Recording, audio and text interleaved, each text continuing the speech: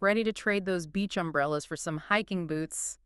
Today's deep dive, we're heading to Gran Canaria. Beautiful island. But we're going beyond the beaches, right? Our listeners want those hidden gems, the stuff most tourists don't even know about. You're right, Gran Canaria is more than just a pretty coastline. This guidebook I've been digging into, it calls the island a continent in miniature. Kind of dramatic, Maybe a little. but honestly, I'm intrigued. What makes it so geographically diverse? It's crazy. You've got lush green valleys up north, almost like something out of a fairy tale. Then, bam volcanoes. The guidebook compared them to the Tibetan highlands. Seriously. And then, just when you think you've got it figured out, the south is practically a desert. Wild. Okay, continent in miniature. I'm starting to get it. Like a highlight reel of landscapes, all in one place. And speaking of variety, this guidebook says Las Palmas, the capital, is a real melting pot. Historically. Oh, yeah. Tell me more. What's the story there? Centuries of migration, that's the key. You've got layers upon layers of culture going all the way back to the Guanches. The Guanches, right. The island's original inhabitants. Always a bit mysterious. They got there around 1000 BC, probably from North Africa, called the island Tamarain after the date palms. These guys were the real deal farmers, herders, artists. Deep connection to the land. It's hard to imagine what that must have been like, living off the land like that. What happened when the Spanish showed up? Same story, different empire, unfortunately. Yeah. Spanish conquest in the 15th century changed everything. Suddenly, you've got settlers pouring in, not just from Spain, but all over Europe. And that's reflected in Las Palmas even today. Absolutely. Architecture, the food, even the way people speak, it's all got that blended heritage. It's like history is built into the city itself, right? Not just dates in a book. And speaking of connections, I found something really interesting. There's a link between Gran Canaria and South America. Ah, the sugar trade. That's it. Brought a ton of wealth to the island, initially. But then it declined, and a lot of people left looking for opportunity. Went to places like Cuba, Venezuela. So even across the ocean, Gran Canaria was leaving its mark. Exactly. It's a good reminder, these global cities, they're always evolving. Each wave of people brings something new. Okay, so we've got the geography of a bit of history. Now let's get into Las Palmas itself. What stood out to you in this guidebook? Vegeta, for sure. It's the historic quarter. I've heard good things. Cobblestone streets, buildings from the colonial era, little courtyards tucked away, like stepping back in time. Sounds charming. All right, so if we're exploring Vegeta, what's on the must-see list? Well, you can't miss the Casa Museo de Colón, the house where Columbus might have stayed. No way. Back in 1492. That's incredible. Talk about a history lesson. The house itself is gorgeous, beautifully preserved, and they even have a model galleon inside. All right, you had me at Columbus, but now I really want to see it. What else is in Vegeta? Right across the plaza from there is the Catedral de Santa Ana. Architecturally, it's wild. The outside is all neoclassical, but the inside, totally Gothic. Talk about a contrast. Right. And don't skip the bell tower. Guidebook says the sunset views are amazing from up there. Okay, adding that to the itinerary. Bell Tower sunset. Check. What else? For something a little different, there's the Museo Canario. It's got all this stuff about the island's pre-Hispanic past. And get this, the biggest collection of Cro-Magnon skulls in the world. Hold on. Cro-Magnon skulls in Gran Canaria. That's what I said. That is not what I was expecting. See, this is what I love. It's those little surprises, right? Totally. Yeah. Gran Canaria, it's full of them. This isn't just an island for beaches and resorts. It's a whole experience. But we've only just scratched the surface here. Well, there's so much more. What's beyond those city walls? What other secrets does this place have? Well, let's just say Gran Canaria's beauty goes far beyond the city limits. Dramatic landscapes, charming towns, hidden natural wonders. All right, then. Lead the way. I'm ready to see what else is out there. All right. City walls are in the rearview mirror. Time to find those hidden gems you were talking about. Where to first? Let's head north to a place called Barranco de Guayadeque. It's this incredible ravine carved out over centuries. And get this, there are cave dwellings built right into the walls. Cave dwellings. Are we talking ancient ruins, or are those actually still in use? It's a mix. Some date back to the Guanches, so you get a real sense of history. But believe it or not, some are still lived in today. No way. That's incredible. Like stepping back in time, but with modern plumbing, I'm guessing. So we got history, we've got unique living spaces. What else does the north of Gran Canaria have up its sleeve? Honestly, the north is where the island's beauty really shines.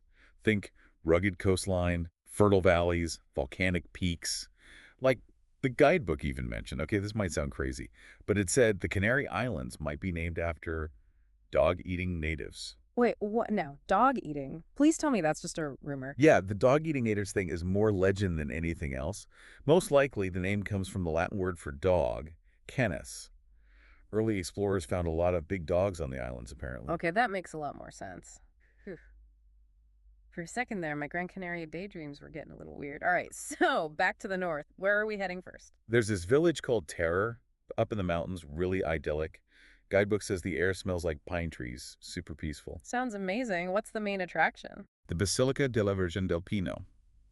It's this beautiful church dedicated to the island's patron saint. Hmm. But here's the kicker. The guidebook specifically mentioned the convent nearby The convent. Why is that so special? because the Cistercian nuns who live there are known for their baking. Get out! I'm serious. They make these Cistercian cookies, apparently. Nuns with a secret cookie recipe. Okay, you have my full attention. What's so special about these cookies? Honestly, the guidebook played it pretty close to the chest on the recipe details, but it said they were melt-in-your-mouth delicious, like a taste of heaven or something. All right, sample the nuns' cookies just got added to the itinerary. What else are we hitting up in the north? Arucas is next. Really charming town, known for its architecture. In fact, the guidebook compared one of the churches there, the Iglesia de San Juan Bautista, to the Sagrada Familia in Barcelona. Wow, okay, now that's a comparison. What makes this church so special? Well, like the Sagrada Familia, it's all about that neo-Gothic style. Really intricate carvings, soaring towers, dominates the Arucas skyline. Sounds breathtaking. Okay, so after a healthy dose of culture and architecture, what else is there to do in Arucas? Knowing you, I think you'll appreciate this. They've got a rum distillery. Hey, hold on. Rum in Gran Canaria. Oh yeah, Destilerías Arejucas. Been around for ages. Never would have guessed. I'm learning so much. And get this, they do free tours and tastings. You're kidding. Churches, cookies, and now rum. This itinerary is amazing. What's next? Let's head west to Aguillete. This is a really charming town on the coast. Agadiete. Okay, I'm getting hungry just thinking about it. Anything delicious waiting for us there? In a way, yeah. So Aguirre itself has this beautiful botanical garden, the Huerta de las Flores. But the real surprise is a little further inland in the Aguirre Valley. Okay, I'm intrigued. What's in the Agate Valley? Coffee plantations. Hold up. Coffee? I thought that was more of a South America thing. You'd think so, right? Yeah. But the Aguirre Valley, it's got this super unique microclimate, perfect for growing coffee. Most tourists have no clue it's even there. Another hidden gem. This trip is full of them. Okay, so we've got gardens, coffee. Anything else we should check out while we're in Agate? The guidebook specifically mentioned a place called Finca La Laja. It's a working coffee plantation. You can do a tour, learn about the whole process from bean to cup. Love it. Oh, and after the tour, they do wine tastings too. Seriously.